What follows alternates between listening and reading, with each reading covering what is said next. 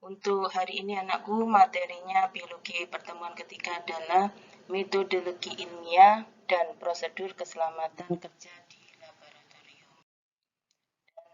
Kompetensi dasar yang materi hari ini yaitu 3.1 dan 4.1.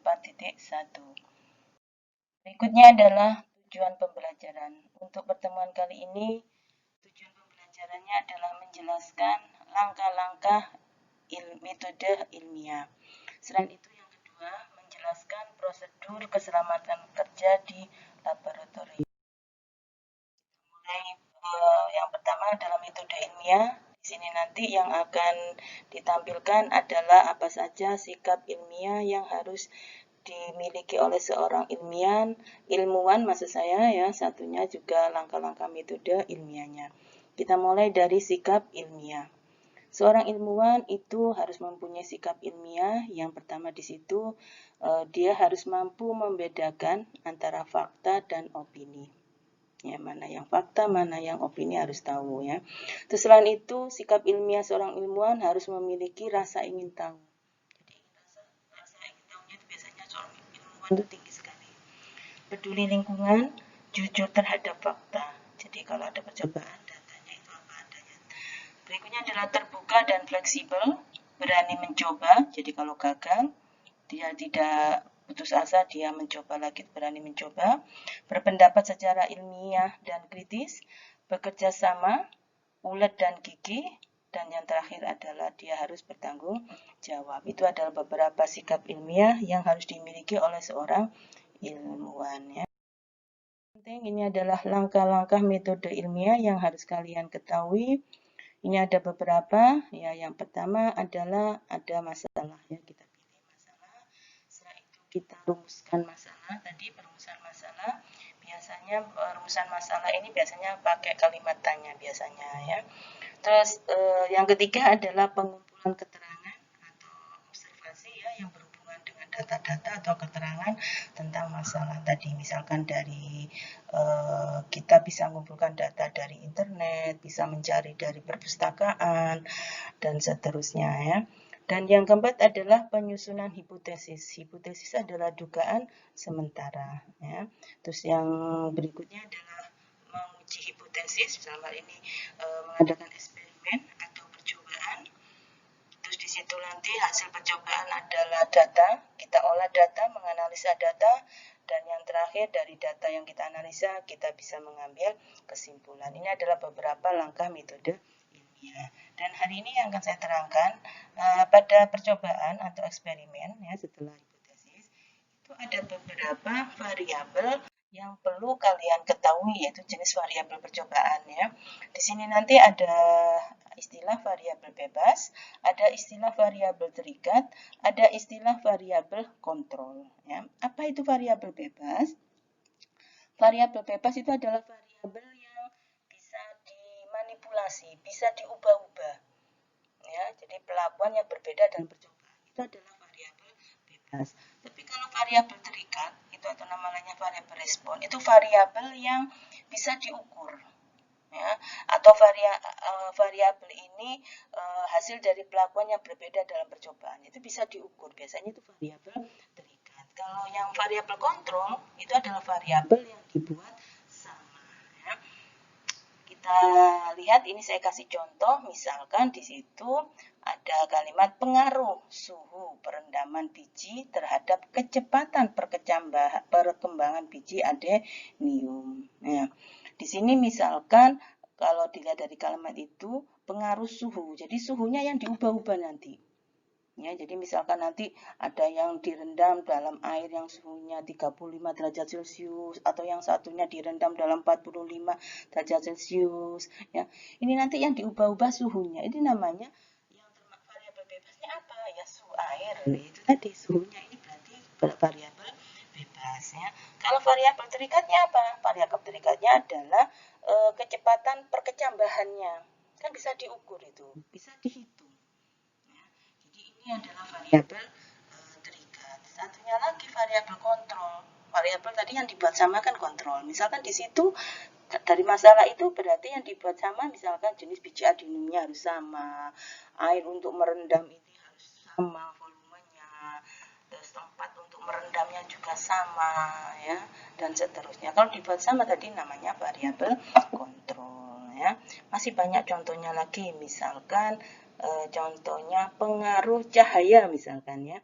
Pengaruh cahaya terhadap kecepatan pertumbuhan tinggi batang tanaman kacang hijau misalkan. Nah, berarti di sini yang diubah-ubah nanti cahaya. Satu nanti percobaannya diletakkan di cahaya, tanamannya diletakkan potnya di cahaya yang terang, satunya gelap, satunya redup misalkan. Ada enggak nanti itu ya. Ini yang diubah-ubah cahaya. Berarti variabel bebasnya apa?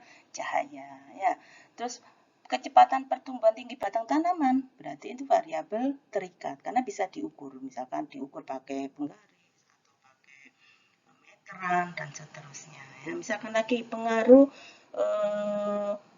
penggunaan pupuk, nah, pengaruh pupuk terhadap pertumbuhan, misalkan pertumbuhan tanaman, misalkan tanaman apa gitu. Berarti yang diubah-ubah ini pupuknya. Satu misalkan dikasih pupuk urea, satu dikasih pupuk kandang. Berarti yang diubah-ubah pupuknya ini berarti variabel bebas. Itu anakku contoh beberapa jenis variabel tadi ya, ada 3 ya, bebas, terikat, dan variabel kontrol. Kita lihat nanti juga ini ada hipotesis ya. Hipotesis tadi ada istilah hipotesis nol, ada istilah hipotesis kerja ya. Kalau hipotesis kerja berarti menyatakan ada pengaruh, kalau hipotesis nol berarti menyatakan tidak ada pengaruh ya. Demikian juga pada percobaan, setelah percobaan biasanya menghasilkan data. Data percobaan hasil pengamatan itu ada 2 istilah, ada data kualitatif, ada istilah data kuantitatif. Kalau kualitatif tidak dinyatakan dengan angka, ya, dan dia ini tergantung pada pengamatnya, cenderung bersifat cenderung subjektif biasanya. Contohnya misalkan daun, misalkan kalau pengamatan daun ada yang warna hijau, ada yang agak pucat, mungkin agak berwarna terang misalkan. Nah, ini kan nggak bisa diukur ya. Terus misalkan lagi bunga ada yang bunga aromanya wangi, ada yang tidak wangi. Nah, ini kan nggak bisa diukur itu. Biasanya hanya indera apa ya, kalau penciuman misalkan hidung, kalau pengamatan biasa indera mata ya. Tapi kalau data kuantitatif itu dinyatakan dalam angka. Ya, misalkan tadi pertumbuhan tinggi batang tanaman. Nah, ini kan bisa dinyatakan dengan sentimeter, milimeter, kan dengan penggaris mengukurnya. Misalkan nanti beratnya berapa gram, berapa kilogram, itu kan bisa dinyatakan dengan angka. Nah, ini namanya data kuantitatif. Jadi kalau bisa diukur kuantitatif, ya. Kalau hanya deskripsi saja tidak bisa dinyatakan dengan angka, itu kualitatif ya. Ternyata di sini kualitatif bisa juga diubah jadi kuantitatif, tapi biasanya ini ada contohnya, misalkan bumen berarti tidak ada oksigen, misalkan fotosintesis ya, kalau gasnya gelembung yang keluar sedikit atau tidak ada, itu ada negatif, ada sedikit berarti 1 prinsipnya. Kalau cukup misalkan plusnya 2, banyak misalkan plusnya lebih dari 3 dan seterusnya. Ini misalkan data hasil pengamatan ya. Jadi dari hasil pengamatan nanti biasanya dianalisa.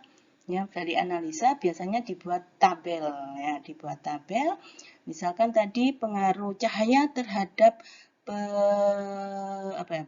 terhadap kecepatan tinggi tanaman misalkan ya, biasanya kan diadakan percobaan ya, satu di tempat terang, satu di tempat gelap misalkan ya. Di situ nanti kan menghasilkan data. Nah, biasanya kalau dibuat grafik yang mendatar, grafik yang mendatar itu yang itu ya, biasanya hari ya. Jadi pengamatan hari. Terus yang vertikal itu biasanya yang kecepatan pertumbuhannya. Nah, nanti hari pertama berapa diukur. Nah, nanti hari kedua berapa kecepatan rata-rata pertumbuhannya. Nanti langsung dibuat garis gitu. Lah itu grafiknya nanti antara tempat terang dan tempat gelap, mungkin tempat redup, mungkin kecepatan kecepatan pertumbuhannya tidak sama. Dari grafik nanti kita bisa melihat oh ternyata ada perbedaan, oh ada pengaruh berarti cahayanya. Ya, nanti dibuat kesimpulan di situ ya. Seperti itu anakku. Jadi kalau dibuat contoh misalkan seperti tadi perendaman ya, misalkan di situ saya buat contoh misalkan ya. Misalkan ada contoh misalkan judul penelitian misalkan ya, pengaruh suhu perendaman biji terhadap kecepatan perkecambahan biji adenium. Tadi judulnya misalkan seperti itu. Terus gimana rumusan masalahnya? Nah, biasanya kan kalimat tanya, berarti ya mudah sekali. Adakah pengaruh suhu perendaman biji terhadap kecepatan perkecambahan biji adenium? Itu rumusan masalah ya. Terus misalkan ditanyakan lagi tujuan penelitiannya misalkan, mudah sekali. Itu tadi berarti tujuan penelitian kalau dilihat dari kalimat yang atas tadi ya, untuk mengetahui pengaruh suhu perendaman biji terhadap kecepatan perkecambahan biji adenium misalkan seperti itu. Hipotesisnya gimana? Hipotesisnya kalau misalkan diminta hipotesis, berarti di situ dari contoh yang tadi berarti kan variabel terikatnya tadi kan suhu ya.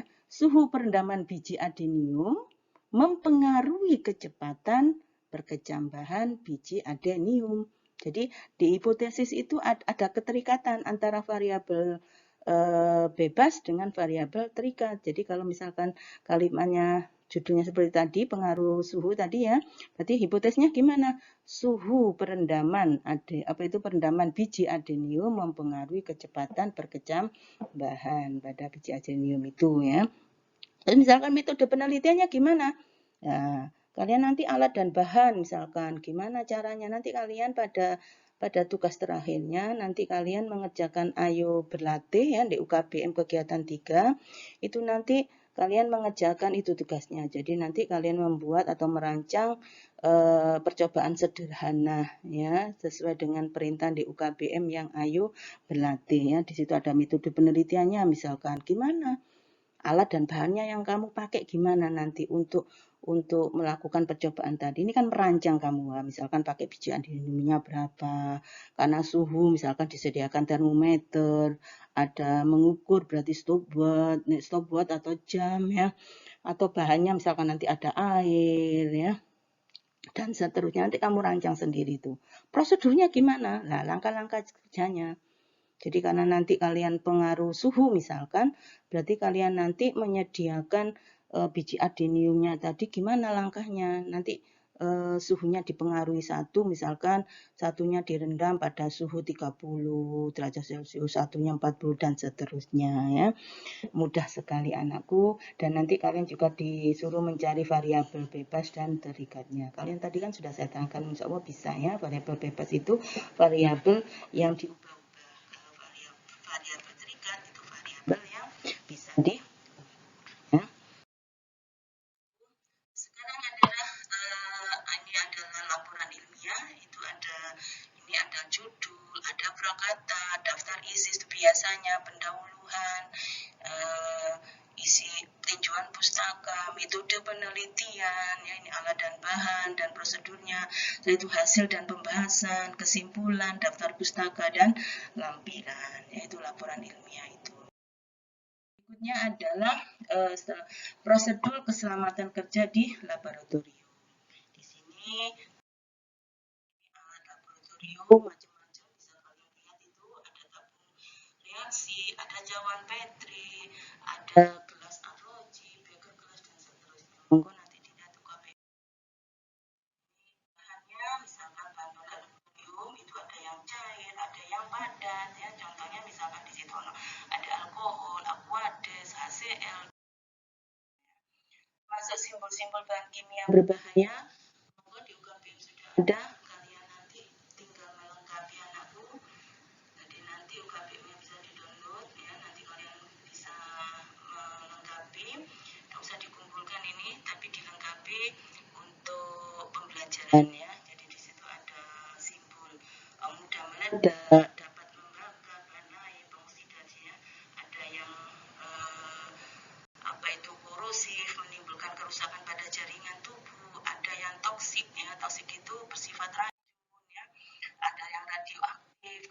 simbolnya seperti itu, ya.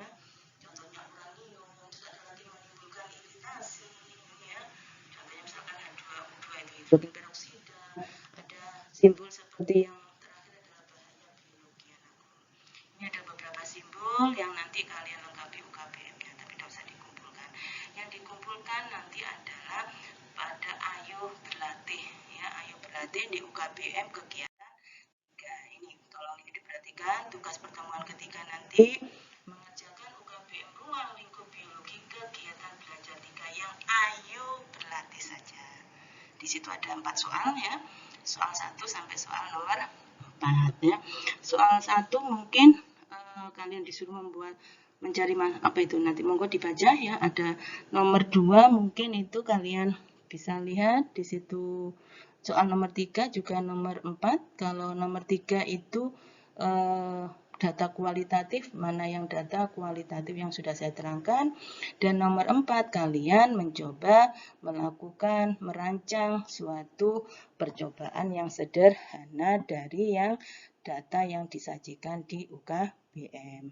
Mungkin itu anakku yang bisa saya terangkan, dan monggo batas pengumpulannya ini 2 minggu.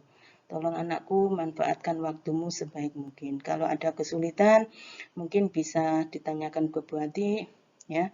Dan nanti kita sama-sama belajar. Karena saya juga sama dengan kamu, yaitu masih belajar. Mungkin itu yang bisa saya sampaikan, ya. Saya akhiri seperti biasanya. Marilah kita baca hamdalah bersama-sama. Alhamdulillahirabbil alamin. Sekian dan terima kasih ke atas kerjasamanya. Saya akhiri. Wassalamualaikum warahmatullahi wabarakatuh.